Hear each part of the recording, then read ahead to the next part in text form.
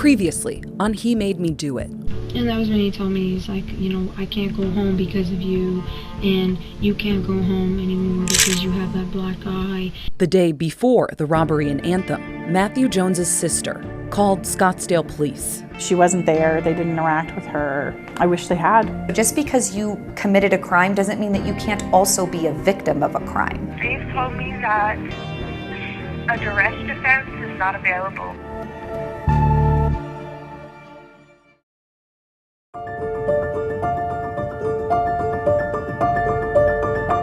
Mentally, how are you holding up? How are you processing all of this as it's happening? I don't know. Obviously, I have PTSD, and my symptoms have definitely got worse ever since I've been in here.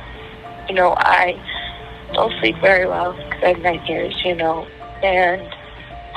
I'm in here because of, I'm in there because of everything that happened, and it just feels very unfair. It feels scary. There's no avoiding it. Helen Simmons is going to prison, but there's still a debate over whether she should be. She's my daughter, and there's evidence out there. They should have looked at this case and said, wow, she's abused. Drop the charges and charge her appropriately for breaking the glass. Without duress as a defense, Helen was afraid to take her chances at trial, where she was facing decades in prison. I do think she could have been charged differently in a way that defense could have been used. Instead, she took a plea deal for kidnapping and aggravated assault, agreeing to 5 to 10 years in prison. It'd be up to a judge to decide how long. Has anyone forced you or threatened you in any way to get you to plead guilty? No. Do you feel like the prosecutor and the judge understand what you went through? I'm really not sure. At first, it was a matter of trying to get people to even believe that what I was saying is true. Detectives didn't believe me, and I'm not sure that even the judge or the prosecutor believed me, and that was really hard. I think that maybe the judge understands, but there's just not much that he can do until sentencing. He can't change the plea deal. I guess I just feel like nobody really cares.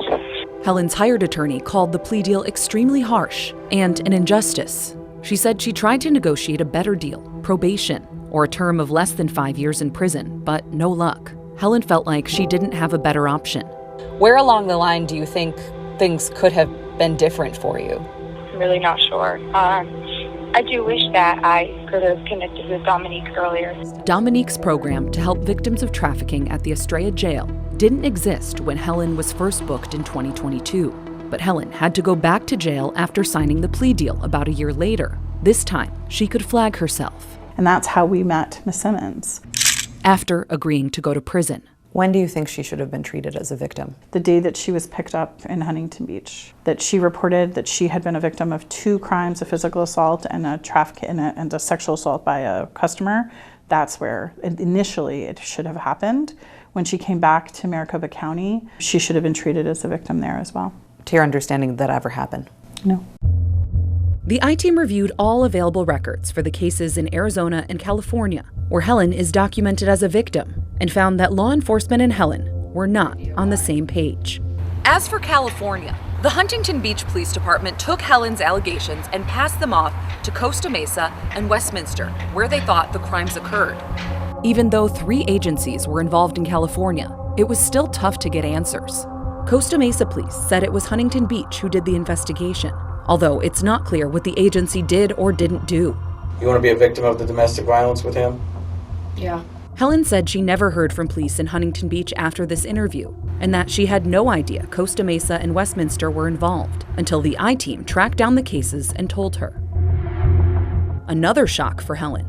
Both Westminster and Costa Mesa police departments wrote in their files that she was not a victim of sex trafficking. Costa Mesa's report said Helen was having sex with the men by choice and had multiple attempts to leave. Westminster police wrote that Helen changed her story and said she was consensually having sex with people for money and that Helen was posting photos of herself to meet men.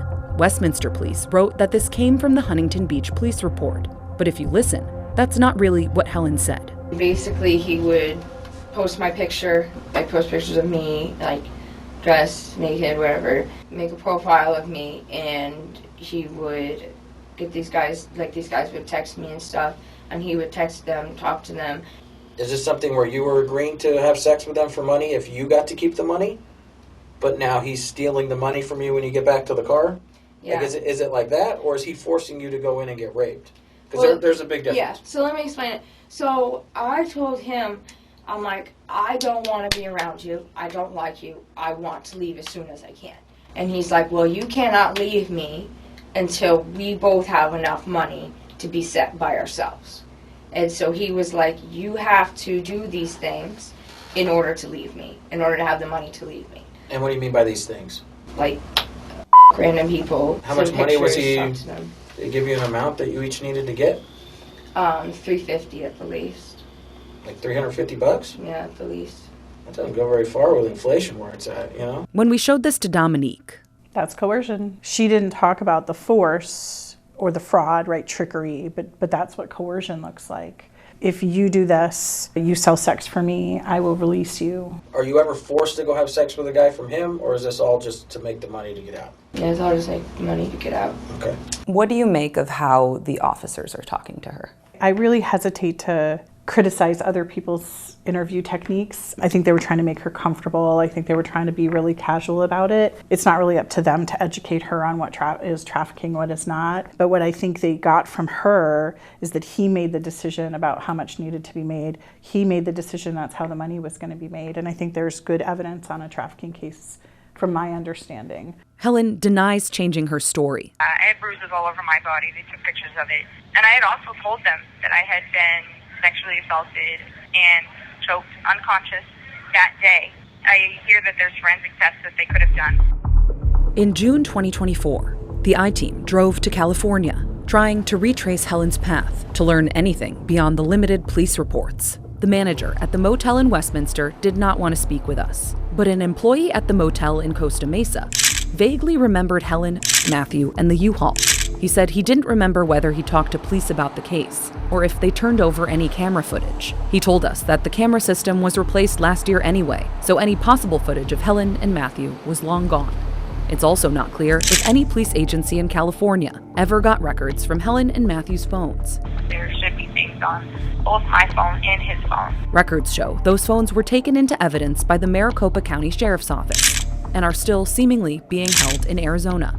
The only thing we have access to on Helen's phone is the call log from that time, provided by her mom. We cross-checked all the numbers and found 4 unknown numbers from California from the time frame Helen said Matthew Jones forced her to have sex for money.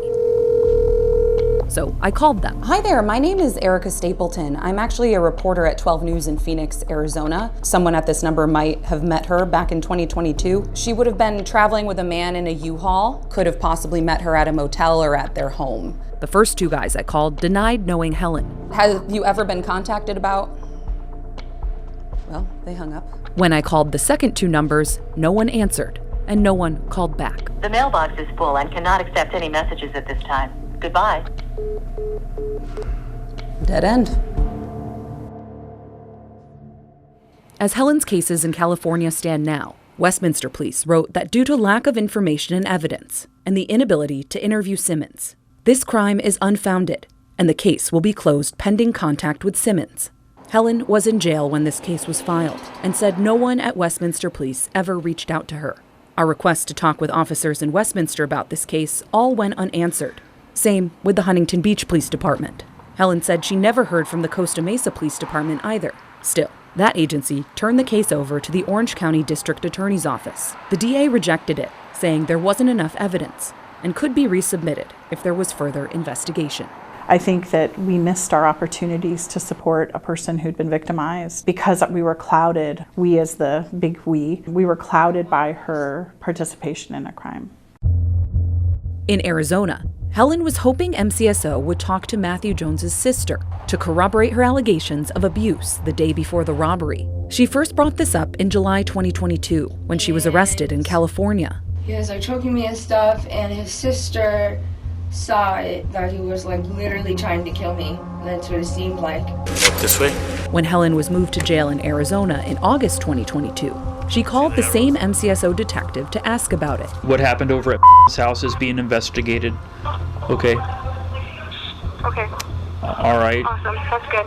Helen brings it up again when she speaks to the same detective months later in January 2023, but there's still no record of the detective reaching out to Matthew's sister. We will go locate and interview her.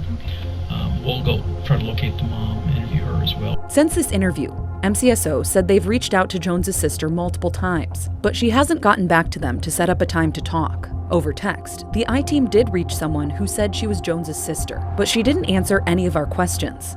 Jones's mother also declined an interview, but spoke with us off camera in September 2023. She said it's possible her son could have forced Helen to do things, but questioned why Helen would have stayed with him. As of July 2024, an MCSO spokesperson said investigators haven't reached out to Matthew Jones's mom or anyone else in his family aside from his sister. The same detective who said he'd try to talk to Jones's sister also questioned Helen's allegations. In one report, he wrote that Helen never divulged being sexually assaulted by Matthew Jones in Arizona during that first interview in California. I just laid there and took it. Okay, what did you have to take? I thought he was gonna rape me, I'm not gonna lie.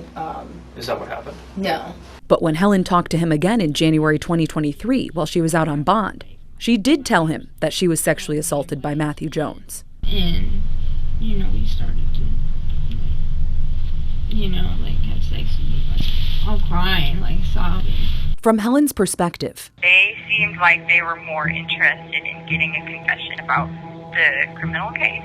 she felt she didn't have the opportunity to tell investigators everything that happened the first time she talked to them. She was still in shock. I had a hard time talking about the abuse that I went through. I blocked a lot of it out of my mind, so I didn't have to think about it. It took a lot of therapy for me to be able to really think about it, talk about it.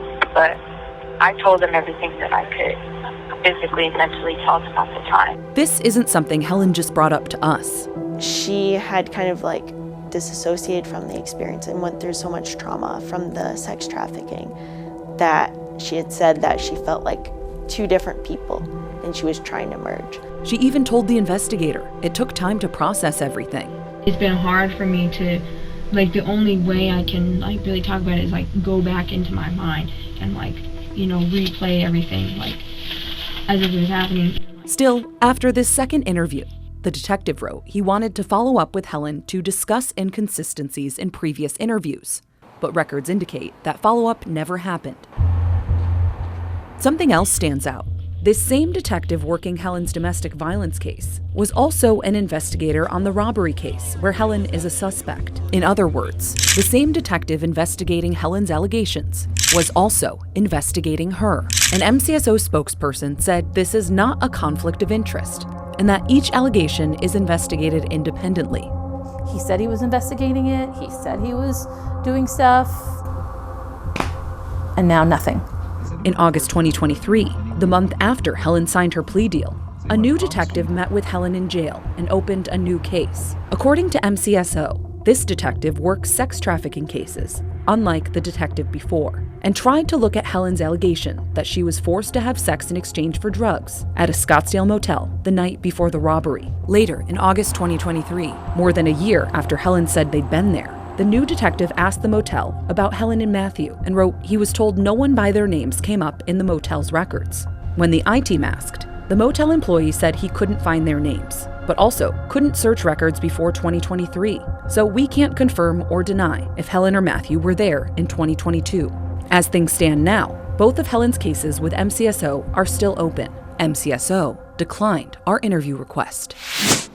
The Maricopa County Attorney's Office also declined our interview requests. But a spokesperson told us, when it comes to prosecuting Helen Simmons, prosecutors could only focus on the case in front of them, the robbery. No charges in Helen's open cases in Arizona have ever been submitted to the county attorney's office for review. And everything Helen said happened in California happened after the robbery and wouldn't have influenced the crime. Still, in court, the prosecutor said they did take Helen's allegations into consideration. They offered her a plea deal of 5 to 10 years in prison, while offering Matthew Jones 20 to 30, which he took. And is that your signature that appears above your type printed name on page 7 of the plea agreement? Correct, Your Honor. The prosecutor's job was to get justice for the victims in the jewelry store, and to MCAO, that meant prison time for both Matthew Jones and Helen Simmons. I do think sometimes that prison is an appropriate option for people who have been involved in human trafficking. And I do think that sometimes those second chance of deferred judgments are appropriate. And I think it's a case-by-case basis. Again, Janelle Goodrich is not involved in Helen's case at all. But part of her role with From Silence to Saved in Denver is working with law enforcement and prosecutors from the beginning of these cases, trying to figure out what's best for victims who are also facing criminal charges. Under what circumstances do you think someone who's a victim should be prosecuted for a crime they commit under someone else's control? I think that that's a loaded question, and it's a really hot topic. I think it really depends on the level of a crime. I mean, if you commit a murder, that's pretty high. If you are sexually exploiting children, I don't necessarily think that they should get a free pass, but I do think that they should get more services in place to give them that second chance to get well and be better, and maybe a chance that nobody gave them before. Investigating these kinds of allegations isn't always easy. I've heard homicide detectives say that they would rather be in the homicide unit than the human trafficking unit because it's easier to prove a homicide than it is human trafficking. If you don't have sometimes that digital evidence and things like that to follow back, it really falls on the shoulders of a victim or a survivor, and that's a lot. But that doesn't mean allegations of trafficking shouldn't be investigated at all. I believe that every district attorney and prosecutor in these types of situations, they have a duty to look into all of the claims, as does law enforcement. And we hear these things all the time. We see crimes come up all the time, shootings, drug deals, whatever it is. And if you dig a little deeper and give a little bit more attention to detail on it, you might uncover something else. And in Helen's case, personally for me, it's been really difficult to watch our criminal justice system. The system that would soon determine her fate. So our system responded to her only as a perpetrator, not as a victim. And I think we have to be able to do both. Next time on He Made Me Do It. There's a sentencing. They're paying their dues. It's not like I planned every detail out of that day. Do you think the sentence was fair? Fairness in the criminal justice system is really complicated. I think you misunderstand the definition of what a victim is. We are victims. I'm sorry. Oh my God.